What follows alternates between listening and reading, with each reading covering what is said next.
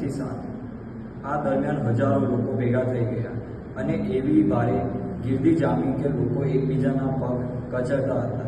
ત્યારે ઈસુએ મુખ્યત્વે કરીને પોતાના શિષ્યોને ઉદ્દેશીને બોલવા માંડ્યું, ફરોશિયાના ખમીરથી એટલે કે પાખંડીથી ચેતતા રહેજો।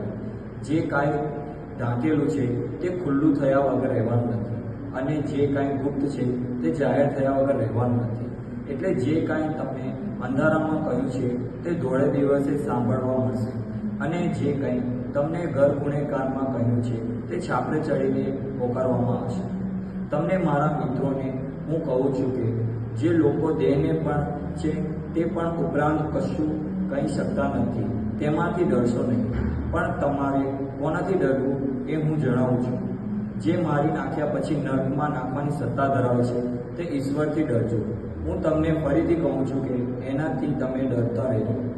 ચકલી 2 પૈસાની 5 વેચાતી નથી એમ તમે છતાં ઈશ્વરની એકને પણ ભૂલતા નથી। એટલું જ નહીં, તમારા માથાના વાળ સુદ્ધા બધા ગણેલા છે। ગભરાશો નહીં, ઢગલા બંધ ચકલીઓ કરતાં તમારી કિંમત વધારે છે। આ પ્રભુની વાણી છે।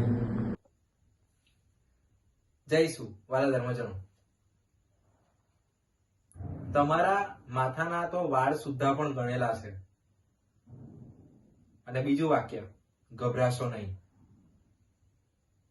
આ 2 વાક્યો દ્વારા આજે પ્રભુનો આપણા પ્રત્યેનો પ્રેમ જાણવા મળે છે। હા મારા વાલા ધર્મજનો, એ આજે ચોખ્ખું સુસંદેશમાં લખેલું છે કે ચકલી પૈસાની 2 નથી વેચાતી, તેમ છતાં ઈશ્વર એમાંથી એકને પણ ભૂલતો નથી। અને પછી કહે છે કે તમારા તો માથાના વાળ સુદ્ધા પણ ગણેલા છે, અર્થાત ઈશ્વર તમને એટલો પ્રેમ કરે છે। હા, દુઃખદ રીતે સામે એમને એટલો પ્રેમ મળતો નથી।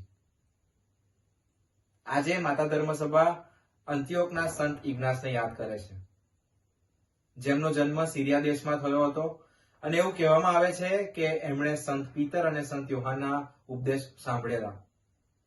એમને એન્ટિયોકના બિશપ તરીકે જવાબદારી આપવામાં આવી હતી, અને તે સમયમાં રોમન સામ્રાજ્ય દ્વારા ઘણા ખ્રિસ્તીઓ પર અત્યાચાર ગુજારવામાં આવતો હતો। ખ્રિસ્તીઓના શ્રદ્ધાને લીધે, ઈશ્વર પ્રત્યેના પ્રેમને લીધે એમને મારી નાખવામાં આવતા હતા। એક સમય એવો આવ્યો કે સંત ઇગ્નાસની ધરપકડ કરવામાં આવી, અને ત્યારે એમને કહેવામાં આવ્યું કે હવે તમને મારી નાખવામાં આવશે, જંગલી પ્રાણીઓ વચ્ચે તમને ફેંકી દેવામાં આવશે અને લોકો તમને ખાઈ જશે। ત્યારે સંત ઇગ્નાસના શબ્દો આ પ્રમાણે હતા, ભલે મને જંગલી જાનવરો ખાઈ જતા, ભલે હું એમના દાંત વચ્ચે પીસાઈ જતો, મને પીસાઈ જવા દો, જેથી કરીને હું પીસાઈને ઈશ્વર માટે રોટી બની શકું। એમને મારા વાલા ધર્મજનો ચોક્કસ ખબર હતી કે જે લોકો દેહને હણી શકે છે તે લોકો આત્માને કશું કરી શકતા નથી। એમને પૂરેપૂરી શ્રદ્ધા હતી ઈશ્વર ઉપર કે એમના આત્માને સાચવનારો તે ઈશ્વર બેઠો છે।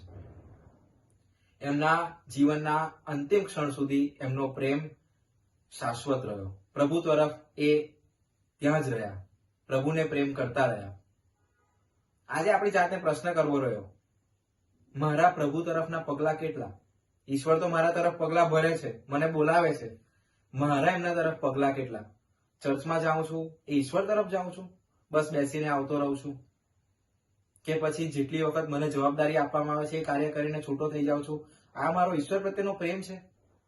કે પછી હું ખરા હૃદયથી ઈશ્વર માટે જાઉં છું, ઈશ્વરે જે સંદેશ આપ્યો છે એ લઉં છું અને એને પ્રમાણે ચાલું છું?